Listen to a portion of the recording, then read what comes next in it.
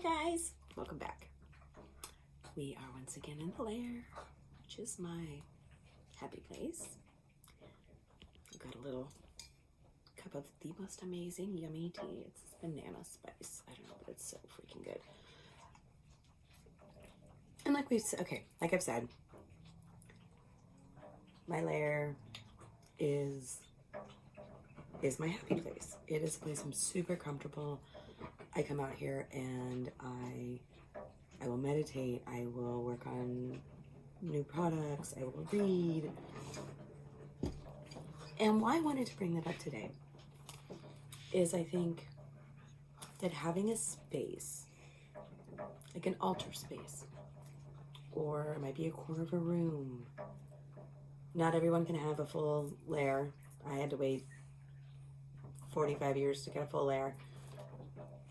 But to have a spot where you can go and you can meditate, you can have a little altar to your deity or an ancestor altar, or just a little space where maybe you can have your crystals out and you can burn your incense. You can light a candle, but you can go and you can really have that sacred feeling. It's very important. And like I said, this doesn't have to be a whole room. This doesn't have to be a whole building.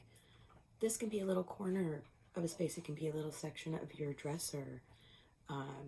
It can be a little end table. It can even be a little spot on your patio or in your backyard where you can go and you can commune and you can meditate and you can really ground yourself. You can, like I said, light your candle. You can commune with your deity. And it really gives you that sense of magic.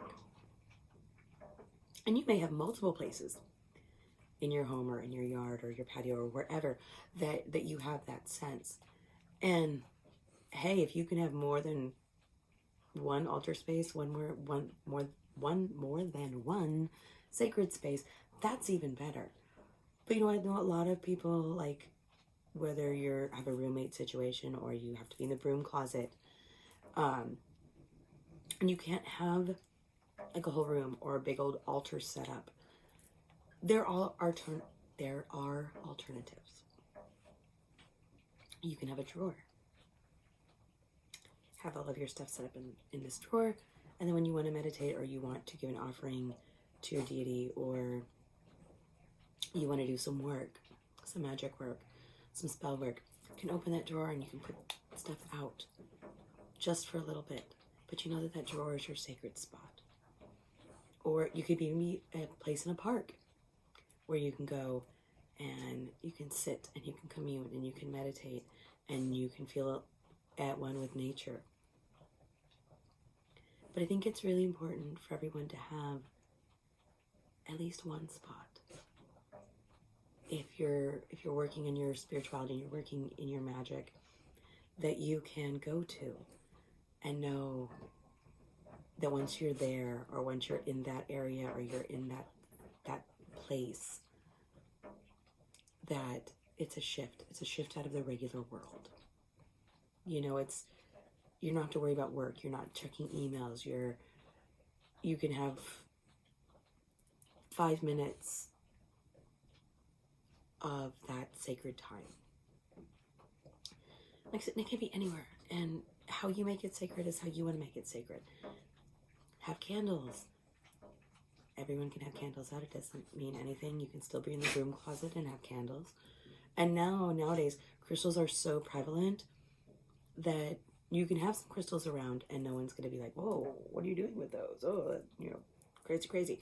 No, because it's so much more open these days. So take the time, find a little spot, or even, like I said, find a spot in your local park or your local beach or your local wood that you can go, and you can take your little travel kit when you want to go out there and you want to have that sacred moment. But just make sure you find a spot for you, a spot that is, to you, triggers that we are now leaving this realm and you're going into the magic realm. And I hope for you, you have many of them. That's the ideal, obviously, like, or that your whole house is a magical space. But that isn't reality for most people. But I just hope that you find it and put on those things that mean something to you. Whether it be a stone, or it's a shell you gathered, or whatever. Make it magical. And create your own space. Alright guys. Thanks for hanging out. We'll talk to you soon. Blessed be.